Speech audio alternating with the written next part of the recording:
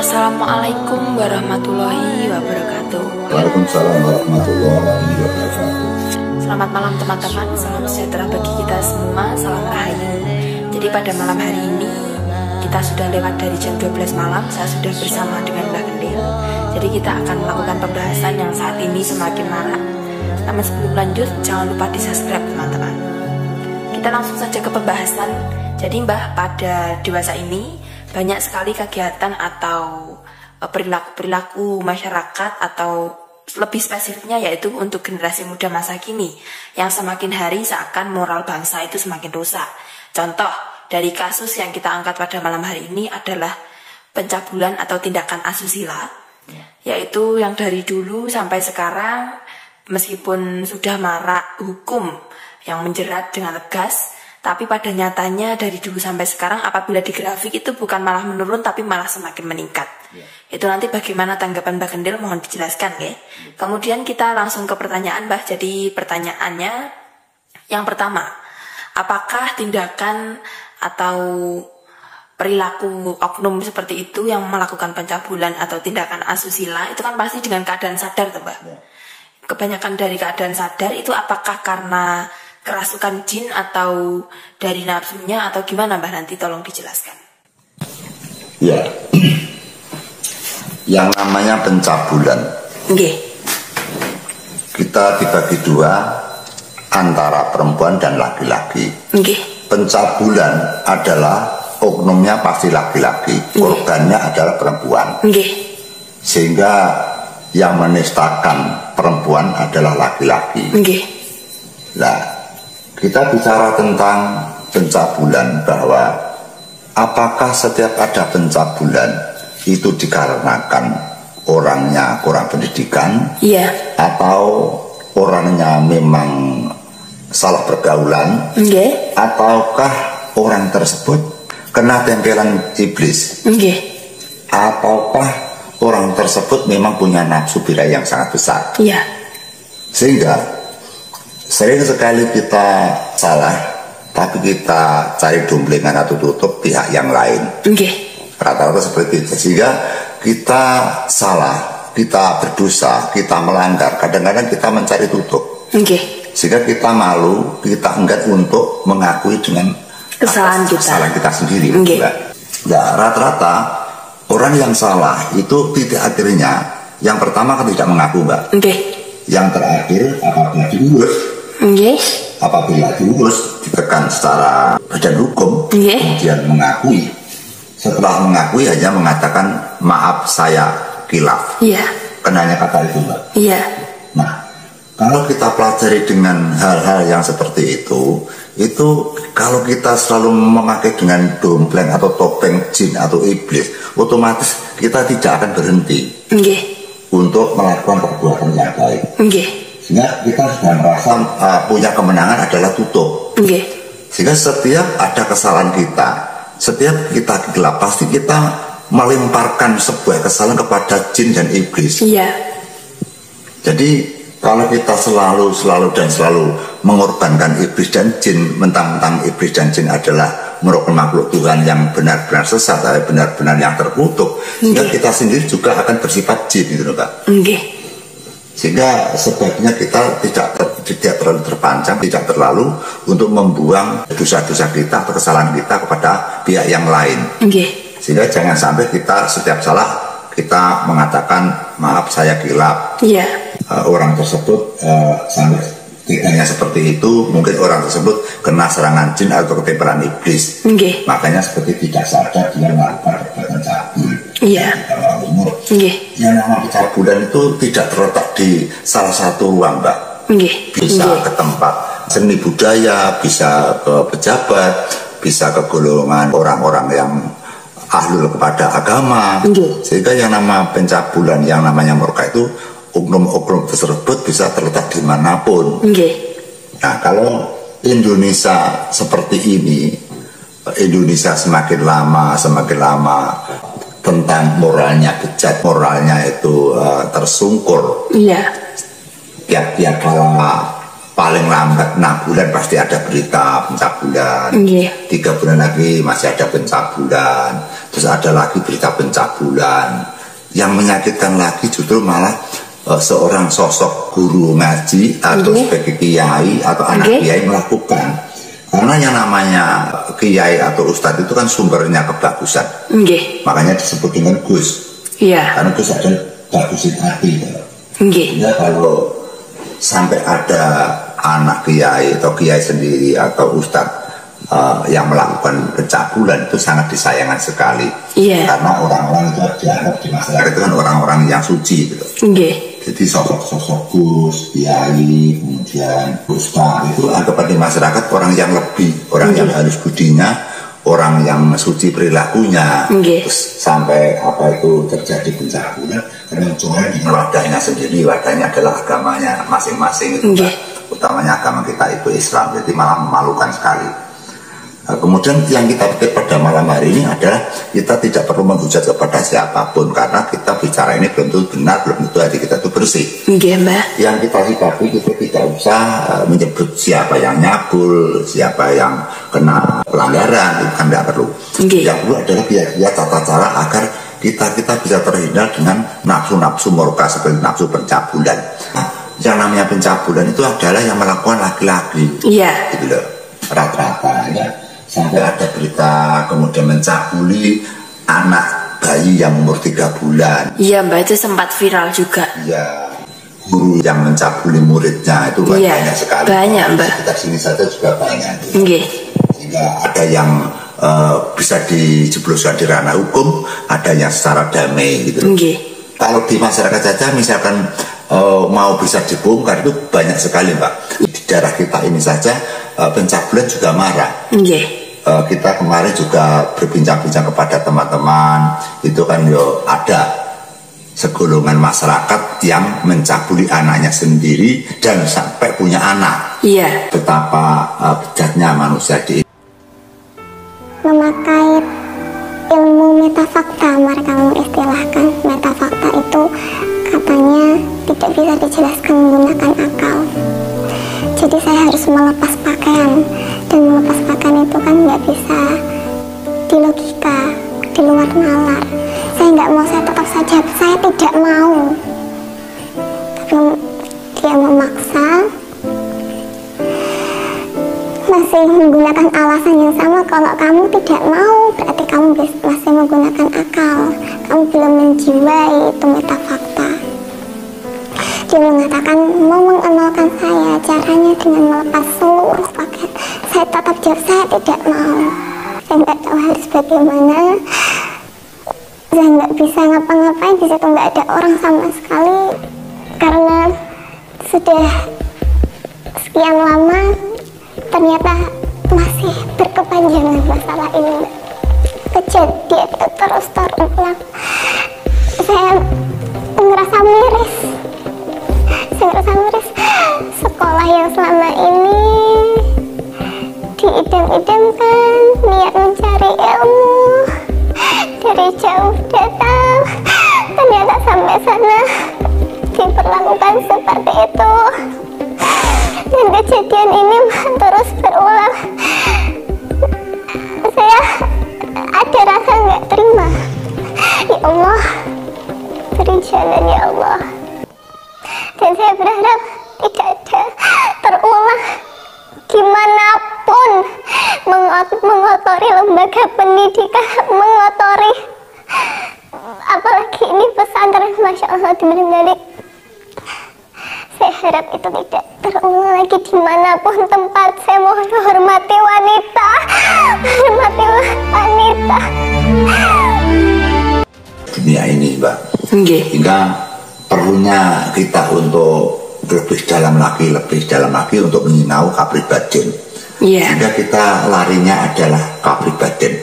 Orang yang belajar menyinau atau mempelajari kapribadin, insya Allah itu akan ketakutan dengan perbuatan yang keji.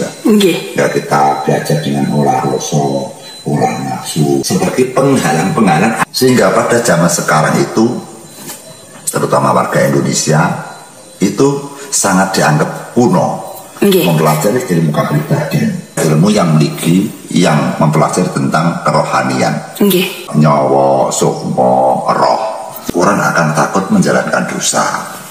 Yang pertama. Yang kedua, sekarang di konten-konten saja, kalau kita bikin konten yang bertemakan dengan orang mati, atau bertemakan dengan surga neraka, atau bertemakan mendoakan orang-orang atau arwah-arwah di kuburan, arwah-arwah di makam, itu saja kan peminatnya tidak begitu banyak.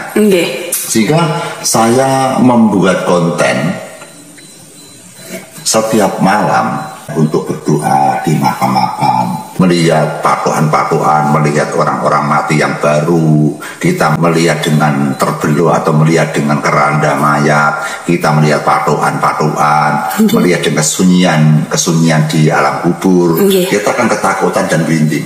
Sehingga dengan ketakutan dan merinding kita pasti teringat besok kalau mati bagaimana. Kita belajar untuk mempelajari masa yang akan datang, sehingga untuk mengerem nafsu-nafsu kita yang misalkan kita sebelum masuk ke kuburan kita kan bisa bicara, kita senang-senang. Tapi kalau sudah masuk bleng ke alam kubur atau ke kuburan, otomatis kita kan pasti ketakutan dan kita pasti terharu, Pak. Berbeda sekali pada saat kita berangkat ke kuburan sama di dalam kubur itu tidak sama. Kalau di alam kubur itu kita pasti merinding dan terharu. Nah, dengan seperti itu maka bisa untuk mengerem agar kita untuk tidak memupuk dengan nafsu-nafsu bejat atau nafsu-nafsu antara, terutama dengan nafsu percabulan. Kita banyak sekali contoh-contoh bahwa ada orang-orang yang berpangkat tinggi, ada orang mempunyai derajat yang tinggi sehingga dia melakukan perbuatan percabulan. Seperti halnya dia kebal hukum, dia tidak takut dengan polisi, dia meremehkan kepada hukum, meremehkan kepada polisi, meremehkan kepada kebenaran, karena dia sudah merasa sebagai orang besar atau anak orang besar. Akhirnya semena-mena pada perempuan-perempuan yang disiksa, dianiaya dan diperkosa gitu loh, Mbak. 29 Oktober 2019. 12 November 2019, Polres Jombang kemudian mengeluarkan surat perintah penyidikan. Selanjutnya, Desember 2019, Gus Beki pun ditetapkan sebagai tersangka. Pergolakan pun muncul setelahnya.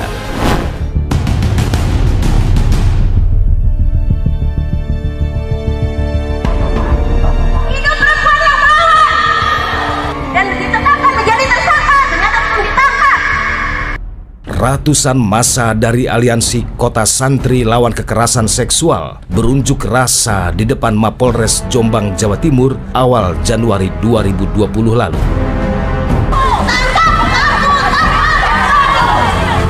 Mereka menuntut agar pihak kepolisian segera menuntaskan kasus pelecehan seksual yang melibatkan Gus Beki. Saat itu, polisi dinilai lamban dalam menangani kasus ini.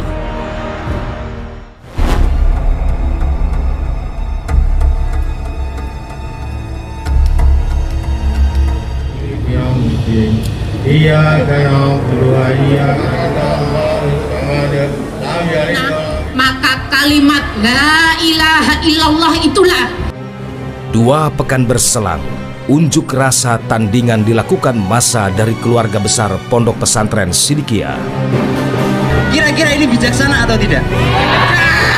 Kepada mereka yang telah Mereka mempertanyakan soal status tersangka yang diberikan polisi kepada terduga pelaku. Polisi dianggap tidak memiliki dasar dalam menetapkan tersangka putra Kiai Haji Muhammad Mukhtar Mukti itu.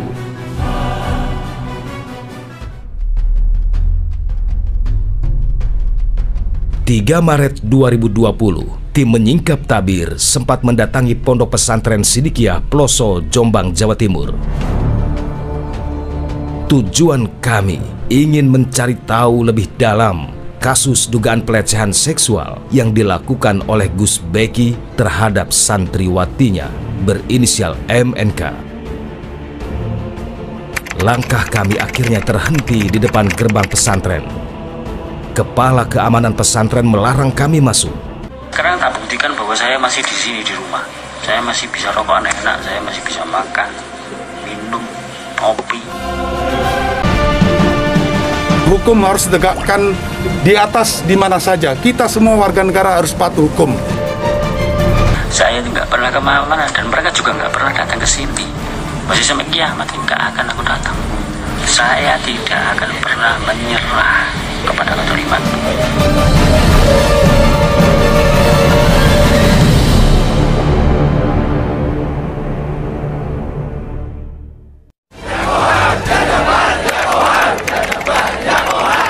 Per Perlawanan atas kasus pelecehan seksual yang menjerat Muhammad Subhi Azal Sani alias Gus Beki, anak pimpinan Pondok Pesantren Sidikiyah Ploso, Jombang, Jawa Timur ini bukan pertama kali terjadi. Terlihat saat aparat kepolisian daerah Jawa Timur dihalangi sekelompok santri yang hendak masuk ke dalam pondok pesantren pertengahan Januari 2022 lalu. Bahkan saat itu Gus Beki sempat menantang polisi melalui akun Instagramnya. Gak perlu bikin fitnah, gak perlu pembantaian nama baik, gak perlu penghancuran nama baik itu. Kenapa kalian gak berani main gentle? Karena kalian licik dan picik. Pria yang akrab dengan sejumlah artis ini juga merasa heran atas status tersangka yang telah ditetapkan oleh polisi. Lu gak tau ketemu wonge kok jarane tersangka gitu kok nanti. Lu wonge lu gak buron. Wonge ku ono, orangnya itu ada di rumah. Nah, sekarang tak buktikan bahwa saya masih di sini di rumah. Saya masih bisa rokok enak, saya masih bisa makan, minum, ngopi. Saya tidak pernah kemana-mana. Dari mereka mengirim surat kepada saya dan sampai sekarang saya nggak pernah kemana-mana dan mereka juga nggak pernah datang ke sini. Nah kalau saya disuruh ke sana, masih sampai kiamat kok yo gak gelem. Masih sampai kiamat gak akan aku datang. Saya tidak akan pernah menyerah. Kurang alamiah kepada ketoliman. Ada kamu sih di dalam hidup saya untuk menyerah di dalam, untuk menyerah kepada kedoliman itu nggak ada. Bambu keroyok piro ae. Bah kalian keroyok saya itu berapa aja, tidak akan pernah nyerah. Lalu seperti apa kasus pelecehan seksual ini terjadi? Kala itu kami sempat berbincang dengan keluarga korban.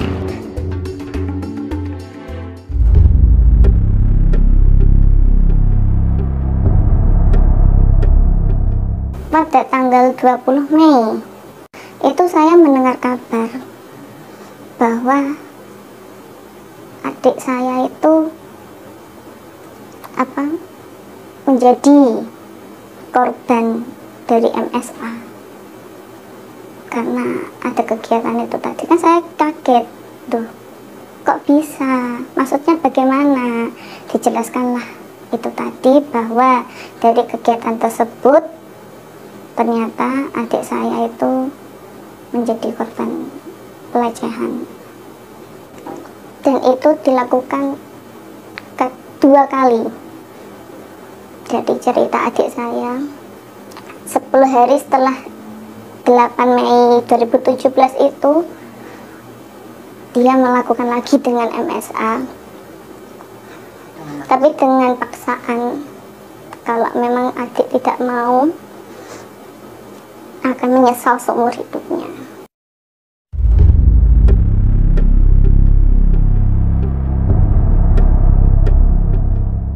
Waktu interview itu kan personal satu-satu. Nah, di situ itu akan ditransferkan ilmu metafakta, namanya ilmu metafakta. Nah, dari situ caranya untuk mendalami ilmu metafakta harus melepas seluruh pakaian.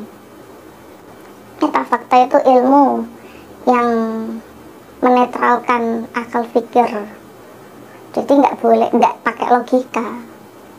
Kalau masih berpikir buat apa kok pakai dilepas pakaiannya, berarti masih menggunakan logika. Jadi ya mau nggak mau harus melepaskan logika itu. Adik saya sudah punya firasat ini udah nggak benar gitu. Tapi dari situ MSA sudah menekan adik saya, kalau kamu tidak mau, kamu akan menyesal seumur hidup kamu. Adik saya ketakutan, akhirnya mau nggak mau ya ikut ke Kurit dan dijemput oleh orang-orang pesuruhnya MSA itu tadi. Kesombongan Gus Beki kini telah runtuh. Polisi telah menunjukkan sikap yang tegas. Setidaknya kini korban bisa sedikit merasa lega karena orang yang telah mencabik-cabik kehormatannya telah diringkus. Andai kata di dalam masyarakat diadakan seperti penataran rohani agar menjadi jiwa yang baik, jiwa yang benar dan lurus dan terpuji. Kemudian untuk di sekolah-sekolah juga diadakan pendidikan moral siswa. Kalau dulu kan pendidikan moral Pancasila, PMP. Sekarang PMP sudah hilang, sudah diganti. Nah, adanya sub-bidang yang diganti seperti misalkan Menteri Penerangan bukan Pak Harmoko. Pak Harmoko dihilangkan, Menteri Penerangan dihilangkan, sehingga malah amburadul negara ini gitu. Karena tidak bisa melaporkan tentang pendapatan dan pengeluaran negara. Gitu. Jadi pengawasannya kurang ketat. Kemudian di siswa juga di sekolah, sekarang pendidikan tentang moral sudah tidak diadakan atau tidak penting.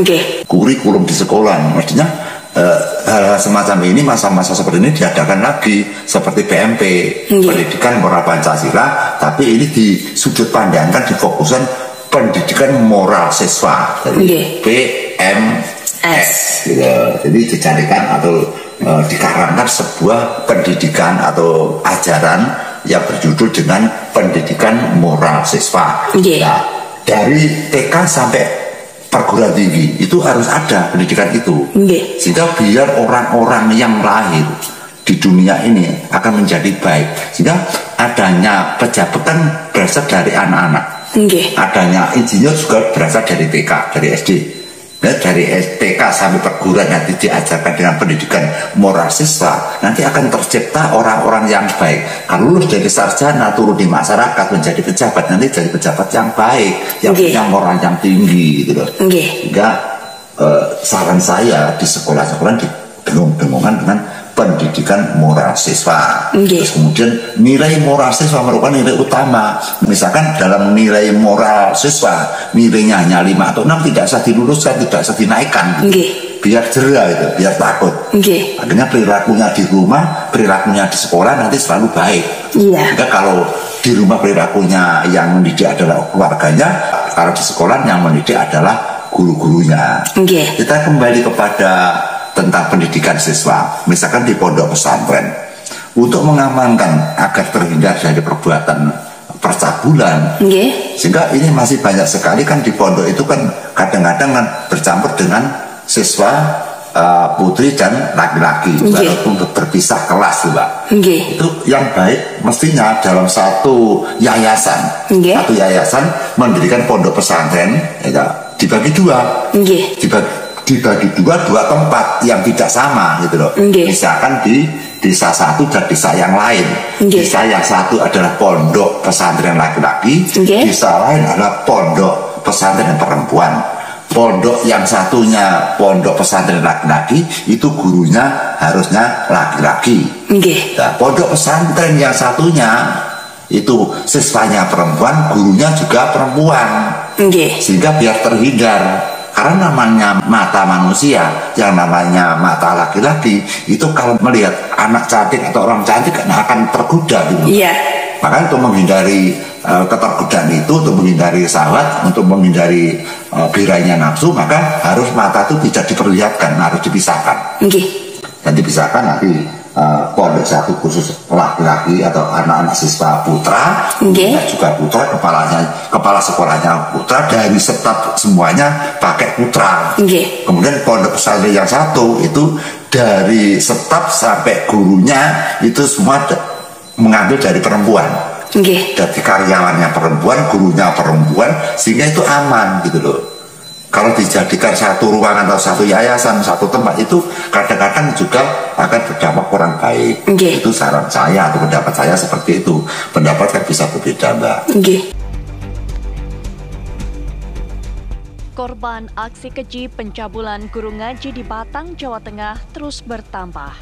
Dengan diantar oleh orang tuanya, belasan anak korban kekerasan seksual kembali datangi Mapores Batang pada Sabtu siang. Mereka melaporkan aksi bejat M, seorang guru ngaji di Batang yang telah melakukan kekerasan seksual pada para santrinya dan anak-anak di bawah umur lainnya. Kasat Reskrim Polres Batang mengatakan dengan tambahan 12 korban yang melaporkan ke pihaknya, Jumlah total korban yang melapor adalah 21 korban. Saat ini para korban tidak berasal dari satu kelurahan saja, namun meluas di 2 wilayah kelurahan lainnya. Bertambahnya jumlah korban yang melapor ke polisi ini terkait dengan kabar yang santer, ulah bejat guru ngaji yang dilakukan pada para muridnya. Diduga jumlah korban akan terus bertambah mengingat jumlah santri tersangka berjumlah lebih dari 30 anak yang rata-rata berumur 5 hingga 12 tahun. Pihak kepolisian dan kelurahan masih membuka posko aduan bagi para korbannya. Lalu bagaimana perkembangan kasus ini? Dan bagaimana pula KPAI dan psikolog forensik menganalisa kasus cabul terhadap anak yang masih terus bermunculan? Dari Batang, Jawa Tengah. Ya terus gimana Mbah untuk sarannya Mbah Gendel agar kegiatan atau pelanggaran tindakan asusila seperti itu agar tidak marak lagi gitu loh Mbah? Tentu ada tekanan-tekanan. Yang pertama tekanan dari keluarga untuk menjadikan moral yang baik. Kemudian tekanan dari wilayah atau dari masyarakat atau RT RW. Ada tekanan-tekanan maksudnya undang-undang gitu. Iya. Terus kemudian tekanan dari desa, dari kecamatan dan sebagainya. Jadi ada tekanan. Terus di sekolah juga ada tekanan-tekanan untuk pengawasan. Untuk pengawasan. Kemudian kalau di masyarakat juga ada tekanan-tekanan atau undang-undang atau aturan. Kemudian sekolah juga ada. Kemudian dari keluarganya juga menekan tentang pengajaran tentang moral batin atau moral manusia. Sehingga di mana-mana ke depan, ke belakang, ke samping, ke kanan, ke kiri, terus tahu-tahunya hanya mempelajari tentang moral, tahunya hanya dengan pelajaran moral, pelajaran hati, pelajaran nurani, agar menjadi hati yang baik, hati yang halus, hati yang hati luhur gitu. Sehingga kalau kita tidak peduli kepada pelajaran-pelajaran moral atau pelajaran-pelajaran kolbu, pelajaran-pelajaran hati yang mulia, nanti negara ini semakin lama semakin ricuh. Ajaran agama kita gagal gitu loh. Karena kita tahu bahwa agama Islam atau agama yang lain itu kan sumarah, sehingga kita punya agama kalau maghrib saja semua kumandang ada, semua jamaah, semua sholat. Kalau nanti terus kenyataannya masih ada seperti itu, apalagi seorang ustadz atau seorang kiai marjudu mempelopori sebagai aktor oknum pencabulan, itu malah ricuh gitu loh. Tidak bisa mencontohkan kepada masyarakat. Nanti yang jatuh, yang hancur adalah agamanya. Makanya dengan adanya hal seperti ini, kita sebagai warga negara juga sebagai seorang akun YouTube tidak ada buktinya kita ikut-ikut hadir untuk memberikan ceramah atau memberikan usulan agar pencabulan ini bisa ditekan lebih rendah supaya bisa hilang. Ya banyak sekali tip-tip atau kiat-kiat agar pelajaran-pelajaran atau tuntunan-tuntunan agar pencabulan itu bisa hilang. Itu banyak sekali, bisa lewat pendidikan, bisa lewat dari agama, bisa dari santapan rohani, bisa dari aliran Jawa, atau dipakai dengan kiat-kiat yang menakutkan, kiat-kiat menghantui, yaitu seperti misalkan undang-undang atau ketentuan dengan kiat hukuman-hukuman yang lepas dari undang-undang, misalkan hukuman kebiri. Sehingga apabila nanti melanggar 1 atau 2 kali atau mungkin 3 kali, atau langsung barang siapa yang melakukan dengan pencabulan anak di bawah umur, misalkan seperti bayi yang umur 3 bulan dicabuli, itu diberi undang-undang kebiri. Apa Mbak itu kebiri? Kebiri itu adalah sesuatu yang menghilangkan dengan peralatan agar orang tersebut tidak punya syahwat. Oh iya Mbak. Nah, dia mengurangi tentang anatomi tubuh kita. Yang kebiri itu adalah penghilangan anatomi bagian alat vital. Sehingga kalau alat vitalnya nanti diambil kan sudah tidak punya rasa syahwat. Sehingga kalau nanti ada undang-undang seperti itu pasti ketakutan gitu. Walaupun itu akan bertabrakan dengan HAM, tapi dengan undang-undang kebiri itu orang akan takut, tidak mati tapi takut gitu loh. Atau dengan undang-undang yang misalkan sing aneh, misalkan barang siapa yang melakukan dan melaksanakan cabul, maka dia akan dipotong tangannya atau telinganya sedikit. Memalukan sekali, karena kita lihat grafik untuk percabulan, pemerkosaan, perselingkuhan itu meningkat Bang masalahnya. Sehingga kalau tidak ada tekanan undang-undang yang sangat keras, ini malah justru akan meningkat lagi gitu loh. Padahal kalau kita lihat bahwa agama kita sudah 98% di Indonesia ini. Pagi, siang, sore, malam Bapak Kiai itu mengadakan pengajian baik secara akbar atau secara kecil di musola-musola itu, Mbak. Yang namanya pengajian itu kan sebenarnya kalau ditutup dari Bapak Kiai dilaksanakan atau dimasukkan dalam hati, itu melakukan dengan bercaburan kan nggak mau atau takut itu, Mbak. Sehingga makanya kalau untuk mendengarkan pengajian atau kita menghayati, kita bertakwa atau kita melakukan sholat, otomatis kita ada penghayatan yang kelas tinggi gitu loh. Kalau kita sebagai orang Jawa, kita nyinau dengan ilmu Jawa, kita harus menancapkan bendera kerohanian, terutama mempelajari dengan rasa pangkrasa yang ada di dalam hati, menjalankan bendera yang kita lakukan yang dinamakan dengan bendera budi pekerti yang luhur. Itu kan banyak sekali, makanya kita sebagai kepala keluarga, sehingga otomatis kita kan mengeluargai dalam satu rumah tangga. Hingga dari anak istri juga di sudut pandang untuk mempelajari tentang kerohanian atau budi yang luhur. Pencabulan ini tidak ditangani secara khusus, secara tenanan, sungguh-sungguh, maka ini akan beredar kemana-mana. Ya, puluhan santriwati diduga menjadi korban pencabulan yang dilakukan oleh oknum pengajar di salah satu pondok pesantren di Kabupaten Bandung, Jawa Barat. Dengan didampingi keluarganya, salah satu korban mendatangi Polresta Bandung untuk melaporkan dugaan pencabulan yang dialami oleh dirinya. Dan hingga kini polisi terus menyelidiki laporan dugaan pencabulan yang dialami oleh belasan santri tersebut. Polisi juga meminta korban lain untuk melapor agar kasus ini bisa segera diselesaikan. Kronologis perkara ini ya, jadi bahwasannya pada tanggal 11 Agustus 2022, istri dari terlapor ini sempat datang beserta kuasa hukumnya ke Polresta Bandung untuk melaporkan awalnya dugaan KDRT yang terjadi dari rentang waktu kurang lebih 2012 sampai dengan 2020-an. Kemudian hasil dari konsultasi tersebut, akhirnya pihak dari istri dan kuasa hukum itu urung untuk melaksanakan laporan polisi dan menyampaikan bahwasanya dia mengetahui dugaan bahwasanya mantan suaminya tersebut atas nama Haji N, terlapor sekarang ini pernah melakukan serangkaian pencabulan terhadap santrinya. Kemudian akhirnya pada hari Senin datanglah beberapa orang termasuk mantan istri terlapor, kuasa hukumnya, dan beberapa korban. Langsung kami terima menjadi laporan polisi.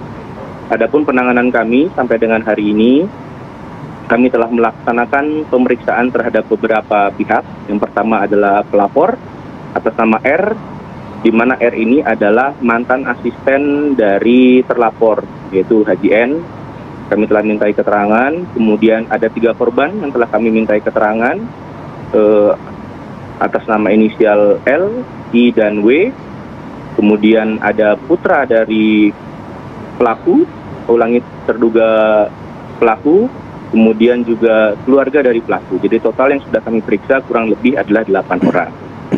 Kemudian penanganan perkara sampai dengan hari ini kami menemukan beberapa hambatan, diantaranya adalah pelapor membuat surat pernyataan menolak untuk memberikan keterangan lanjutan dan menyampaikan bahwasanya tidak mau terlibat lagi dengan rangkaian peristiwa yang dilaporkan.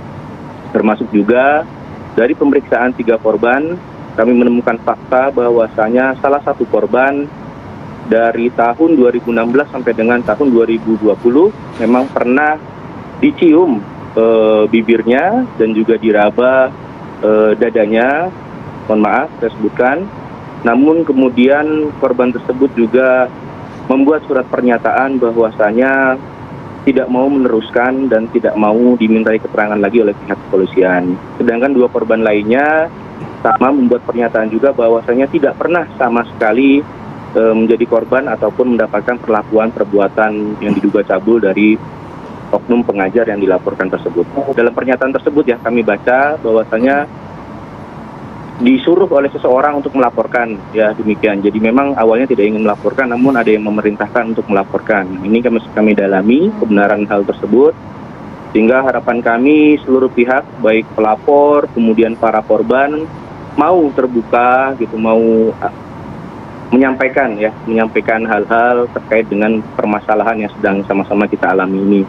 Untuk itu juga kami telah menggandeng dari Dinas Perlindungan Perempuan dan Anak Kabupaten Bandung yang diasistensi juga oleh provinsi dan juga kementerian. Kami diskusi barangkali pendekatan-pendekatan melalui cara non litigasi ya, dari non penegak hukum gitu, dari pemerintah, dari masyarakat, bisa mengajak dan mengetuk gitu, membujuk para korban yang masih ada di luar sana maupun korban dan pelapor yang telah melaporkan ke Polresta Bandung untuk dapat terbuka dan menyampaikan terkait dengan serangkaian peristiwa yang benar-benar terjadi. Namun indikasi terkait dengan ancaman dan lain sebagainya sampai dengan hari ini menurut pernyataan para pelaku pelapor dan para korban belum kami temukan. Oke. Pak Oli, kalau memang ada beberapa orang korban, kemudian yang juga pelapor tadi menolak untuk memberikan keterangan lanjutan, kemudian nanti muaranya kasus seperti ini akan bagaimana, Pak? Kalau kami pribadi tetap akan mengupayakan optimal terkait dengan seluruh korban yang ada dalam surat pernyataan awal yang dibuat oleh pelapor. Kurang lebih ada 11 atau 13 orang total keseluruhannya. Yang sampai dengan hari ini kami baru menemukan 3, dan kami juga terus berkomunikasi dengan pengacara dari pelapor agar bisa dibantu siapa-siapa saja yang menjadi korban. Kami juga mengajak dari dinas barangkali mengetahui keberadaan dari para siswi tersebut, santri tersebut. Kami ulangi karena memang kejadian ini sudah cukup lama, Mas Bayu. Jadi kejadian ini itu rentang waktu 2016 sampai dengan 2020, yang mana sekarang para santri tersebut rata-rata sudah tidak berdomisili di pesantren tersebut, dan sebagian besar dari mereka sudah berumah tangga dan berpindah di luar Kabupaten Bandung. Kalau dari kami tetap dari 2006. Iya, oke. Ya. Poli, dari 2016 itu yang tadi Anda sebutkan, artinya pada periode itu tidak ada satupun laporan ke pihak kepolisian soal adanya dugaan kekerasan seksual ini? Ya, betul. Yang kami sayangkan memang termasuk dari pelapor maupun dari mantan istri pelaku tidak dari awal menyampaikan kepada pihak kepolisian terkait dengan adanya dugaan perbuatan cabul tersebut. Menunggu kurun waktu cukup lama, rentang waktunya baru dilaporkan. Harapan kami ke depan dalam kasus serupa seperti ini, masyarakat jangan ragu, jangan takut. Memang mungkin di masyarakat kita masih cenderung tabu melaporkan hal-hal demikian, namun profesionalitas kepolisian tidak perlu diragukan. Alhamdulillah kami juga memiliki penyidik yang bersertifikasi penyidik perempuan dan anak, sehingga selain melakukan pemeriksaan secara normatif hukum, kami juga melakukan pendampingan konseling terhadap pelapor ataupun korban, sekaligus menggandeng dinas-dinas yang ada. Tapi kita lihat bahwa tentang hukum kita kan tidak pandang bulu.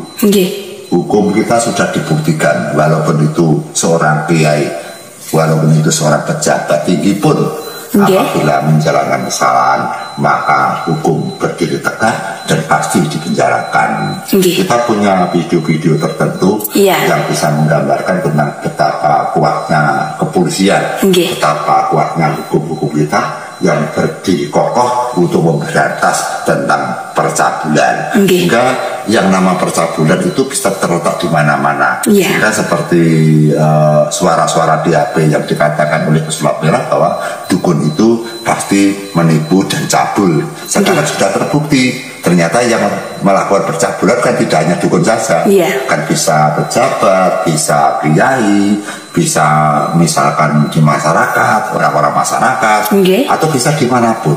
Namanya percabulan itu yang melakukan kan manusia, rata-rata adalah laki. Kan jarang kalau percabulan dilaksanakan oleh perempuan.